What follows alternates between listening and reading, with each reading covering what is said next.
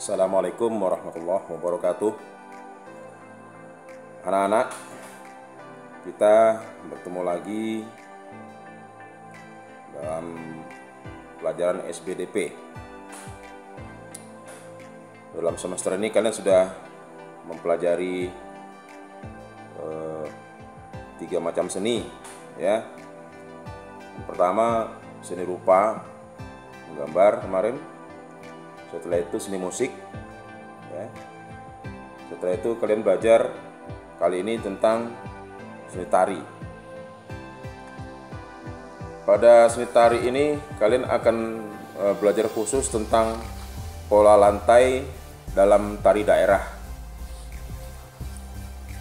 Anak-anak, apa sih pola lantai itu? Nah, itu pertanyaan penting yang harus kalian paham.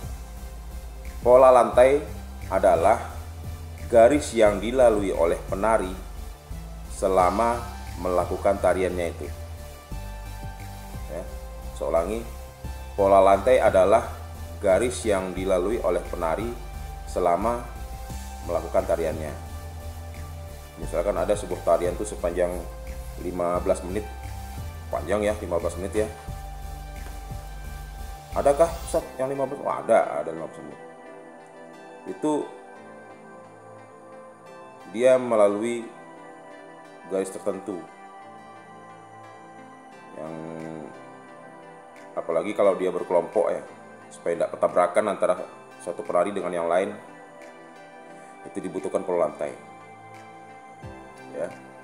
Nah, anak-anak, kali ini Ustadz akan menjawab 14 pertanyaan dari kalian, ya. Yang pertama dari Rifki. Nah, Rifki bertanya, kenapa setiap tari daerah itu pola-polanya banyak yang berbeda? Kenapa tidak sama? Nah, ini maksud Rifki ini adalah pola lantai. Kenapa pola lantainya itu berbeda-beda setiap tari daerah itu? Rifki, ya, pola lantai itu pasti berbeda di setiap tarian. Tidak hanya tari daerah, ya. Tari-tari modern juga punya pola lantai yang berbeda, ya. Tergantung kebutuhannya dan tari yang dilakukan itu apa, tari yang dipersembahkan itu seperti apa. Nah, itu pola lantai berbeda, pasti berbeda, ya. Kalau sama saja setiap tari daerah itu, ya bosan kita menonton. Misalnya begini, tari piring, ya, dari Sumatera Barat dengan tari kecak dari Bali, dibikin sama pola lantainya. Terus apa lagi yang kita nikmati? Ya, bosan kita. Makanya setiap tari daerah itu pola lantainya berbeda-beda untuk memperindah tarian itu, ya. Berikutnya pertanyaan dari Opik. Apa yang terjadi jika penari tidak kompak? Opik, kalau penari tidak kompak, itu pasti tabrakan antara satu penari dengan penari lainnya, sehingga akhirnya tarian itu tidak akan indah dilihat. Tidak akan ada yang mau nonton, ya tabrakan semua, ya. Berikutnya dari Albar. Adakah dalam satu tarian itu yang mempunyai pola lantai lebih dari satu? Banyak, Albar. Seperti tari dari Bali, tari pendet, itu pola lantainya berubah-ubah terus. Itu lebih dari satu. Kadang dia lurus, ya, sejajar. Terus kadang dia membentuk lingkaran, berbeda-beda. Terus adakah Ustadz yang pola lantainya satu aja? Ada. Pola lantai yang satu saja dalam tarian itu kita temukan pada tari Saman dari Aceh. Pola lantainya dia lurus saja, sejajar. Semua penari itu menghadap ke penonton. Kalian nanti setelah ini untuk pendalaman bisa menonton tarian-tarian itu ya. Nah, itu satu saja, tapi geraknya sangat dinamis.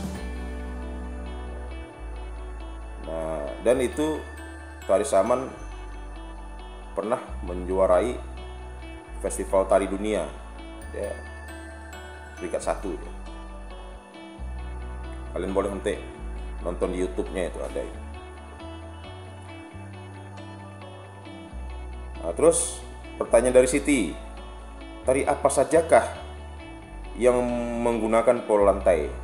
Siti, semua tarian itu menggunakan pola lantai, tidak ada yang tidak. Semua tarian, bahkan tarian yang sangat sederhana pun pasti menggunakan pola lantai. Ya. Anak-anak, kita lanjutkan dengan pertanyaan dari Rido. Ya. Apa sajakah jenis-jenis pola lantai?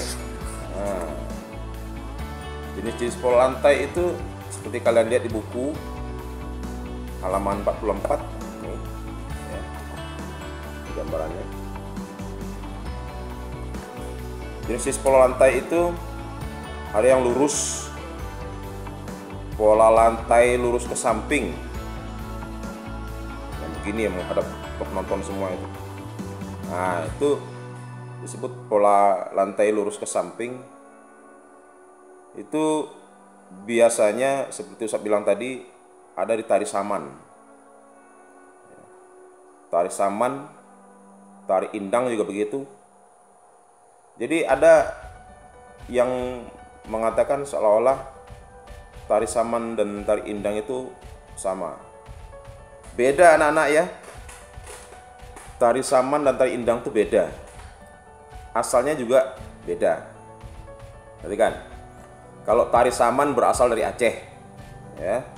Tari Indang berasal dari Sumatera Barat, ya. Tapi pola lantainya sama aja Ustaz. Pola lantainya sama, lurus ke samping dan semua sama-sama menghadap ke penonton, menghadap ke depan. Berbeda. Bedanya apa lagi Ustaz? Bedanya adalah tari Saman itu geraknya lebih cepat, ya. Tari Indang geraknya lebih santai, ya. Terus karena ada asal daerahnya beda, tentu lagunya nggak jauh berbeda, musiknya berbeda, ya. Jadi nggak sama.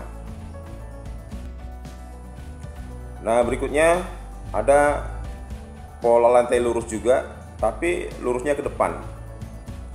Ya, tadi lurusnya ke samping begini. Nah, terus ada pola lantai yang lurus juga tapi ke depan, berjajar ke depan begini dia, dari belakang sampai ke depan. Nah, ini ada juga, saya pernah menonton tarian Tangan Dewa dari Thailand, ya. Tangan Dewa dari Thailand. Ini lurus ke depan. Jadi ketika di shoot itu atau di video itu tangannya bergerak begini, ya. Dan itu bergiliran sehingga seperti tangannya banyak. Nah, berikutnya pola lantai lengkung, ya, yang setengah lingkaran. Ini ada yang setengah lingkaran, ada lagi yang lingkaran penuh. Nah, pola lantai yang setengah lingkaran ini ada kita temukan dalam tari pendet, ya. Pola lantai yang lingkaran penuh ini seperti yang kita temukan pada tari kecak. Nah, macam-macam. Ada lagi nggak Ustaz? Oh, banyak lagi, ya. Ada yang berbentuk segitiga dan macam-macam, ya. Ada yang pola lantainya lurus diagonal. Nah, yang diagonal ini seperti yang ditanyakan oleh Putra. Pola lantai diagonal. Pola lantai diagonal itu seperti ini. Nah, apa saya contohkan ya. Misalnya begini, yang lurus begini, ya. Ini pola lantai disebut pola lantai horizontal ya. Nah, kalau begini pola lantai vertikal ya, vertikal. Nah, kalau begini, ini yang diagonal ini. Miring dia. Ingat. Ini namanya horizontal. Namanya vertikal, ini diagonal. Seperti itu putra ya. Jadi pola lantai itu banyak. Coba kalian lihat ketika kalian berlatih tari Bungong Jepang tahun lalu, masih ingat ya, kita berpindah-pindah tempat ya setiap penari itu ya, itu pola lantai itu ya. Kadang lurus berjajar ke depan ya, kadang lurus berjajar ke samping ya. Itu pola lantai itu.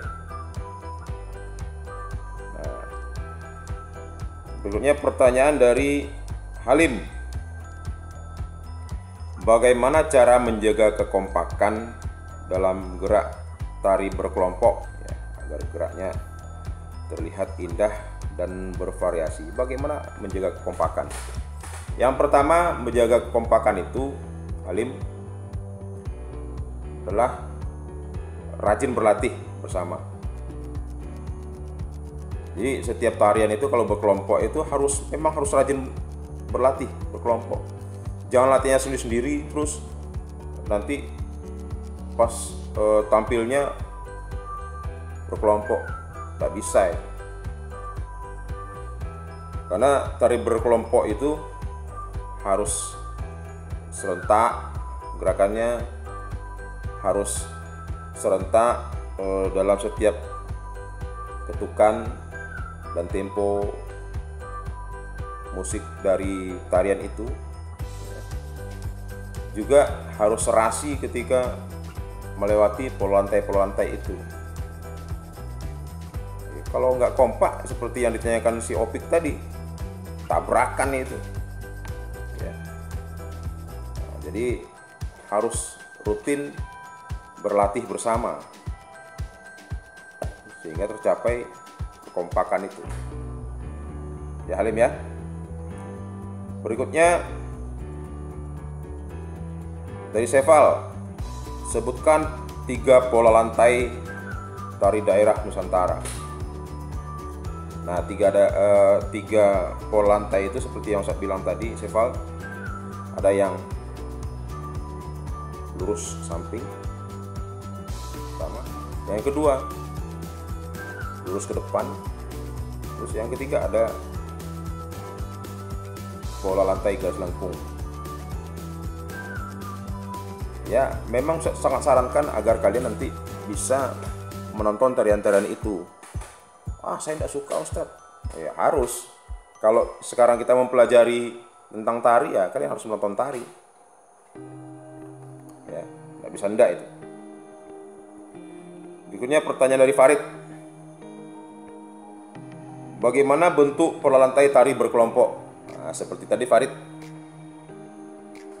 Sudah 3 orang bertanya tentang bentuk pola lantai tari berkelompok ini ya. Ada yang lurus ya, seperti saya bilang tadi, ada yang lengkung, ada yang lingkaran ya, melengkung. Terus ada yang lurus ke depan, macam-macam. Pertanyaan dari Baraka. Apakah pola lantai hanya untuk menari daerah saja? Baraka, lebih tepatnya adalah pola lantai itu sangat diperlukan untuk semua tarian. Jadi bukan hanya tari daerah saja. Nah, terus apakah ada perkembangan tari kreasi daerah, Ustaz, sehingga pola lantainya berubah? Ada perkembangan dari setiap tari daerah itu, seperti yang Ustaz temukan pada tari Indang dari Sumatera Barat. Nah, perubahan-perubahan itu tapi tidak merubah sifatnya tarian itu disebut kreasi. Makanya ada namanya tari kreasi daerah ya. Tari indang yang Ustaz pelajari ketika SD supaya kalian itu pernah Ustaz temukan di Jakarta tariannya berubah ya. Jadi ketika Ustaz terima dulu tarian itu sudah langsung dalam posisi duduk berjajar menghadap ke depan. Nah, dalam kreasinya ketika tampilan di Jakarta, tarian indang ini diawali dengan beberapa gerak langkah ya, melangkah dulu dia, bahkan ada yang seperti silat dulu. Nah, setelah itu baru duduk dan sebagainya. Nah, itu mengalami kreasi namanya. Terus pertanyaan dari Askia, mengapa disebut pola lantai? Askia disebut pola lantai karena emang letaknya di lantai ya, kita menari di lantai ya, disebut pola lantai. Pertanyaan dari Akrom, apakah ada perbedaan pola lantai tari daerah dengan tari kreasi? Nah, yang seperti Ustaz bilang tadi, Akrom, tari indang yang Ustaz pelajari ketika kecil, ketika SD itu, dengan tari indang yang Ustaz temukan di Jakarta di sebuah acara, itu berbeda. Itu mengalami kreasi yang Ustaz bilang tadi ya. Tapi tidak merubah isi dari tari indang itu ya. Misalnya setiap gerak tangan ke depan begini ya masih sama saja, tapi awalnya berbeda. Lagunya sama aja ya. Nah, itu mengalami kreasi namanya. Berikutnya dari Taris, bagaimana pola lantai dalam tari kreasi baru? Pola lantai dalam tari kreasi baru itu Taris ya bebas ya. Misal begini, tari daerah itu ya, Taris ya, itu kalau orang melihat sebuah tarian daerah itu kan khas ya. Misalnya tari saman dari Aceh. Tari saman yang Ustadz pernah lihat itu sampai sekarang masih sama pola lantainya. Duduk berjajar menghadap ke depan ya. Tapi gerak-geraknya bisa berbeda. Bahkan seperti yang Ustadz ceritakan tadi, tari saman yang pernah menang di sebuah festival tari dunia itu, tari internasional, itu malah menggunakan tali ya. Wah, indah sekali tadi itu. Ustadz tidak bisa ceritakan. Ustadz kalau bisa tuh kalian hanya nonton saja, tidak bisa Ustadz ceritakan. Indah sekali tarian itu, walaupun hanya menggunakan satu perlantai ya. Nah, jadi mengalami kreasi Taris ya, mengalami hal yang baru seperti itu. Jadi pasti ada perbedaannya, tapi tidak merubah sifat tari saman itu. Artinya sifat tari saman itu ya berkelompok ya, terus geraknya dinamis ya, itu tari saman. Makin lama makin cepat gerakannya, menggunakan tepuk-tepuk ya, itu tari saman. Kalau tidak pakai tepuk-tepuk tidak tari saman namanya ya. Nah, berikutnya dari Noval, mengapa saat menari kita memerlukan formasi? Iya, Noval, saat menari itu kita memerlukan formasi. Coba lihat ketika kalian berlatih tari Bongo Jempa tahun lalu itu, pasti menggunakan formasi. Kalau nggak formasi, kacau itu ya. Ada yang bergerak ke sana, ada yang bergerak ke sini tanpa informasi. Nah, terus ada yang orang geraknya di atas, ada yang geraknya di bawah, ini nggak karuan namanya. Ya, jadi pasti kita memerlukan formasi. Nah, dipatuhi formasi itu, dipatuhi pola lantainya sehingga geraknya terlihat indah, tidak saling tabrakan. Ya. Nah, anak-anak, itu semua pertanyaan kalian sudah usah jawab. Mudah-mudahan kalian paham ya. Nah, apakah ada tugas untuk ini Ustadz? Ada ya.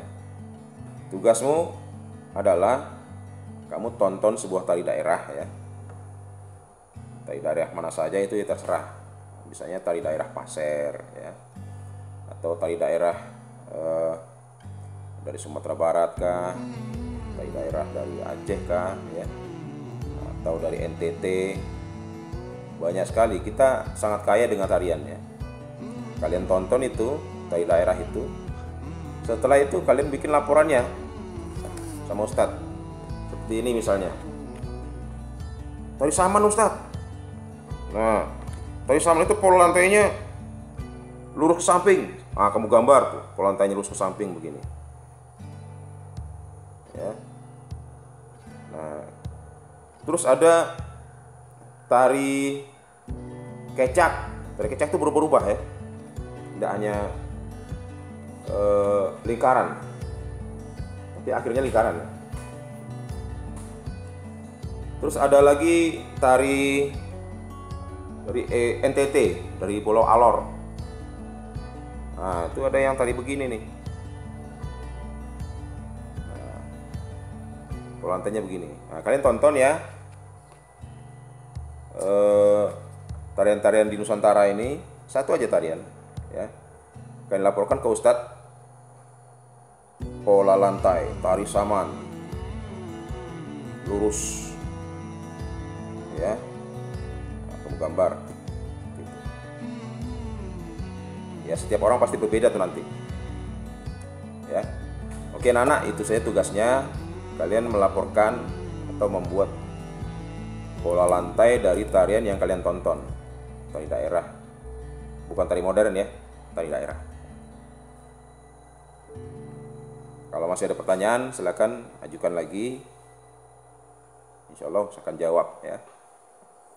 Demikian anak-anak, pertemuan kita kali ini.